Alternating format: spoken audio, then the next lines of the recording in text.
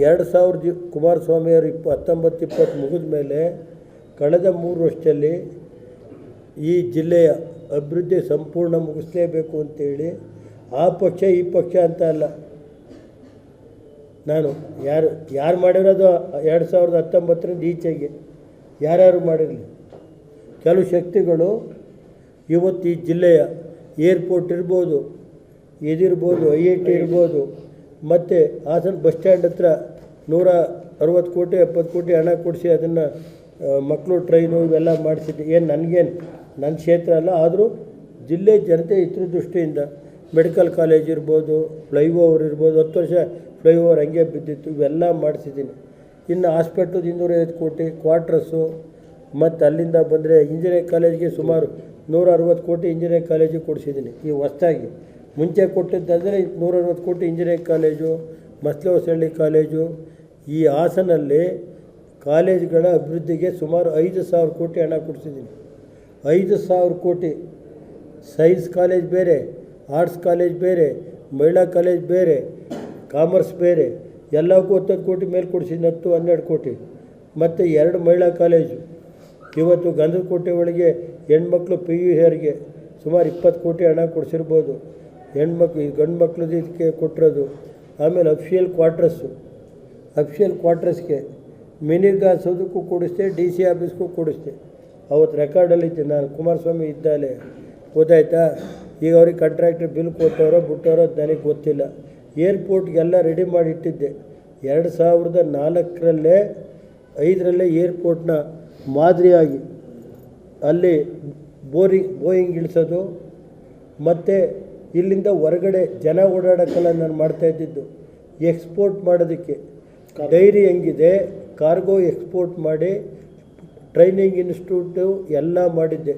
Training institute ಅಂದರೆ ವಿಮಾನ ಓಡಿಸೋ ಇದೈತಿಲ್ಲ, ತರಬೇತಿ ಕೊಡೋದು, ಹೈಟೆಕ್ ಹಾಸ್ಪಿಟ್ಲು, ಗಾಲ್ಫು ಎಲ್ಲ ಮಾಡಿಸಿ 1222 ಎಕರೆ ಮಾಡಿದ್ದೆ.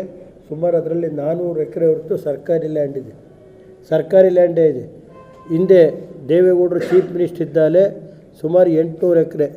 ಅದು ಮಹಾರಾಜರು ಹಿಂದೆ ಬ್ರಿಟಿಷರ ಕಾಲದಲ್ಲಿ ಮಾಡಿದಂಥ ಇದು ಏರ್ಪೋರ್ಟ್ ಇದು, ಗೊತ್ತಾಯ್ತಾ ಸರ್. ಇದನ್ನು ರಾಜಕೀಯ ದುರುದ್ದೇಶದಿಂದ ಎಲ್ಲ ನಿಲ್ಲಿಸಿದರು, ಗೊತ್ತಾಯ್ತಾ. ನಾನು PWD ಮಿನಿಸ್ಟ್ರಿಂದ 2019ರಲ್ಲಿ ರೆಡಿ ಮಾಡಿ ಟೆಂಡ್ರು ಕರೆದು ಅದು ಯಾರು ಹಿಂದೆ ಕೊಟ್ಟಿದ್ದು ಅವ್ರ ಹತ್ರ ವಾಪಸ್ ತಗೊಂಡು ಇದು ಮಾಡಿದ್ದೆ. ಇವತ್ತು ಅದನ್ನು ಸಹ ಇವತ್ತು ಕೆಲವು ಹಿತಶಕ್ತಿಗಳು, ಗೊತ್ತಾಯ್ತಾನೆಯ, ಅಲ್ಲಿ ಆ ಪಾರ್ಟಿ ಈ ಪಾರ್ಟಿ ಎಲ್ಲ ಸೇರ್ಕೊಂಡು ಇಲ್ಲಿ ಹಾಸನದಲ್ಲಿ ಈ ಎಲ್ಲೆಲ್ಲಿ ಸರ್ಕಾರಿ ಗೋಮಾಳ, ಸರ್ಕಾರಿ ಜಾಗ, ಈ ಥರ ಇವೆಲ್ಲ ಐತೆ ಅಂತ ನೋಡಿ ಕಳೆದ 3 ವರ್ಷದಿಂದ ಲೂಟಿ ಮಾಡುವಂಥ ಕೆಲಸ ನಾವು ಮಾಡ್ತಾಯಿದ್ದೀವಿ.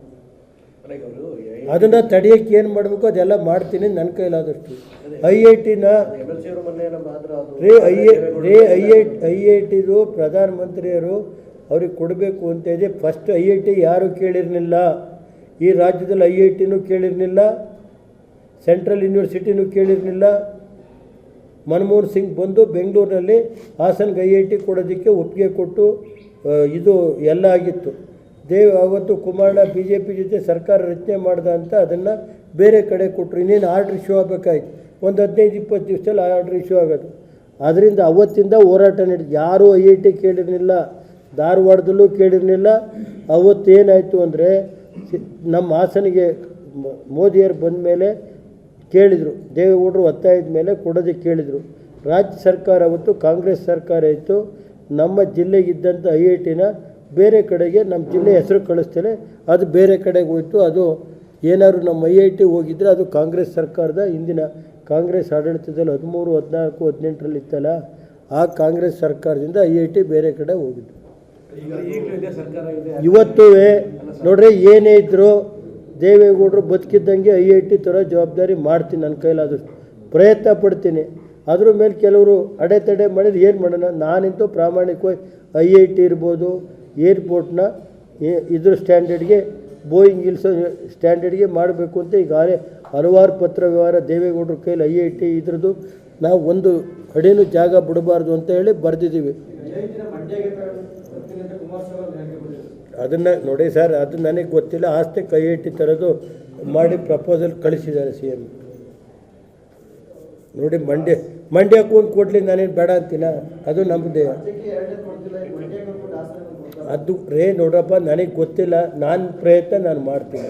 ಈಗಲೂ ಸರ್ಕಾರ ಕಾಂಗ್ರೆಸ್ಸೇ ಇದೆ, ಲಾಸ್ಟ್ ಟೈಮ್ ಅವರೇ ತಡೆ ಆಗಿತ್ತು, ಈಗ ಅದು ಹೇಗೆ ಸರ್? ಅದೇನು ಮಾಡಬೇಕು ಅಂತ ನನಗೆ ಗೊತ್ತಿದೆ ಸರ್, ಮ್ಯಾಜಿಕ್ ಹೆಂಗೆ ಅಂತೇಳಿ. ಅದೀಗೆಲ್ಲ ಹೇಳೋಕ್ಕಾಗುತ್ತಾ?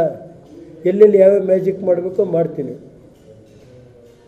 ಈಗ ಕಾಂಗ್ರೆಸ್ ಸರ್ಕಾರವೇ ಇತ್ತಪ್ಪ, ಫ್ಲೈಓವರ್ ಮಾಡಲಿಲ್ಲ, ದುಡ್ಡ ರೋಡ್ ಮಾಡಲಿಲ್ಲ, ಹಾಸ್ಪಿಟ್ಲಿಗೆ 10 ವರ್ಷ ಆದರೂ ಏನೂ ಕೊಡಲಿಲ್ಲ. ಮಾಡ್ಕೊಂಬರ್ಲಿಲ್ವೇನ್ರಿ? 2,000 ಕೋಟಿ ರೋಡ್ ಕೊಡಿಸಿದ್ನಲ್ಲ, ಬೇಲೂರಿಂದ 4 ಲೈನ್. ಕುಮಾರಸ್ವಾಮಿ ಕಾಲದಲ್ಲಿ 2 ಲೈನಿಗೆ ಕೊಟ್ಟಿದ್ರು, ಅದು ಕಿತ್ಕೊಂಡು ಹೋದರು. 4 ಲೈನ್ ಮಾಡಿಸಿದ್ನಲ್ಲ. ಈ 2 ಲೈನ್ ಇದ್ದು 4 ಲೈನ್ ಆಯ್ತಲ್ಲಪ್ಪ. ಈಗ 2,000 ಕೋಟಿದು. ಅದು Holenarasipura ring road, Holenarasipura town 29. ಈಗ ಹಾಸನ ರಿಂಗ್ ರೋಡು ಮಾಡೋಕ್ಕೆ ಮಾಡ್ತಾಯಿದ್ದೀನಿ. ಏನೇನು ನಮ್ಮ ಜಿಲ್ಲೆ ಬೇಕೋ ನಾನು ಸ್ವರೂಪ್ ಕೂತ್ಕೊಂಡು, ನಮ್ಮ ಜಿಲ್ಲಾ ಇವರು ಅಧ್ಯಕ್ಷರು ಕೂತ್ಕೊಂಡು ಮಾಡ್ತಾಯಿದ್ದೀನಿ. ಹಾಸನದಲ್ಲಿ ಉಳಿದ ಕೆಲಸಗಳು ಅಂತ ಹೇಳಿದ್ವಿ, ಪ್ರಮುಖವಾಗಿ ಯಾವ್ಯಾವ ಕೆಲಸಗಳು ತಡೆಯಾಗಿದೆ? ಅದು ನೋಡಿ, ರಾಜ್ಯ ಸರ್ಕಾರದ್ದಿದ್ದರೆ ಯಾವ ತಡೆ ಆಗಿದೆ ಅನ್ನೋದನ್ನ, ಈಗ ಫ್ಲೈಓವರ್ಗೆ ದುಡ್ಡು ಕೊಡಬೇಕು, ಕೊಟ್ಟಿಲ್ಲ, ಹಂಗೆ ಬಿದ್ದೈತೆ. ಅದನ್ನೇನಾದ್ರು ಮಾಡಿ ಕುಮಾರಣ್ಣ ಹಿಡಿದು ದೇವೇಗೌಡರು ಹಿಡಿದು ಕೇಂದ್ರ ಸರ್ಕಾರ ದುಡ್ಡು ಕೊಡಿಸೋದು, ರಾಜ್ಯ ಸರ್ಕಾರದವ್ರು ಕೊಡ್ತಾರೋ ಏನು ಮಾಡೋದು ಅಂತ ಪತ್ರವ್ಯವಹಾರ ಮಾಡ್ತೀನಿ. ಆಗದೋದ್ರೆ ಯಾವ ರೀತಿ ಮಾಡಬೇಕು ಅಂತ ಪ್ರಯತ್ನ ಪಡ್ತೀನಿ. ಗೊತ್ತಾಯ್ತಾ? IIT ಜಾಗ ಇರ್ಬೋದು, ಏರ್ಪೋರ್ಟ್ ಇರ್ಬೋದು, ಏನೇನು ಈ ಜಿಲ್ಲೆ ಉಳಿದಿದೆ ಅದನ್ನೆಲ್ಲ ಮಾಡಿಸೋದಕ್ಕೆ ಈಗ ಆರ್ಟಿಕಲ್ಚರ್ ಕಾಲೇಜ್ ಕುಮಾರಣ್ಣನ ಕೈಲಿ ಅಪ್ರೂವ್ ಮಾಡಿಸಿದ್ದೆ 29 ಕೋಟಿಗೆ. ಆರ್ಟಿಕಲ್ಚರ್ ಕಾಲೇಜು ಅದನ್ನು ತೆಗೆದುಹಾಕಿದರು.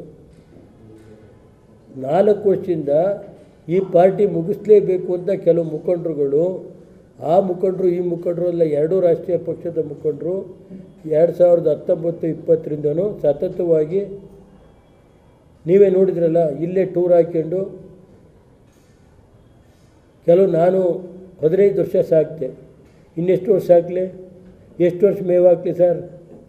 ಅಲ್ಲಿ ಮೇವು ಕಮ್ಮಿ ಆದಾಗ ಕೆಲವು ಮೇವೆಲ್ಲಿ ಸಿಗುತ್ತೋ ಅಲ್ಲಿಗೆ ಹೋಗ್ತಾರೆ ಕೆಲವರು. ಏನು ಮಾಡೋದು? ಒಳ್ಳೇದಾಗಲಿ ಅವ್ರಿಗೆ, ಭಗವಂತ ಒಳ್ಳೇದು ಮಾಡಲಿ. ಎಲ್ಲಿ ಮೇವು ಸಿಗುತ್ತೆ ಅವರು ಮೇವು ಸಿಗೋ ಕಡೆ ಹೋದಾಗ ನಾನೇನು ಬೇಡ ಅನ್ನೋಕ್ಕಾಗುತ್ತಾ? ನಮ್ಮ ತಾಯಿ ಎಣ್ಣೆ ಹೋಗಲ್ಲ ಅಂತ ಹೇಳಿ ಎಲ್ಲ ಮಾಡಿ, ಅದು ಕುಮಾರಣ್ಣ ಇದು ಹೇಳಿದರು, ಅಂಥವನ್ನೆಲ್ಲ ಯಾಕೆ ಇಟ್ಕೊತೀಯ, ಮುಂಚೆನೇ 2 ವರ್ಷ ಓಡಿಸು ಅಂದರು. ನಾನೇ ಇನ್ನೇನು ಮಾಡಲಿ?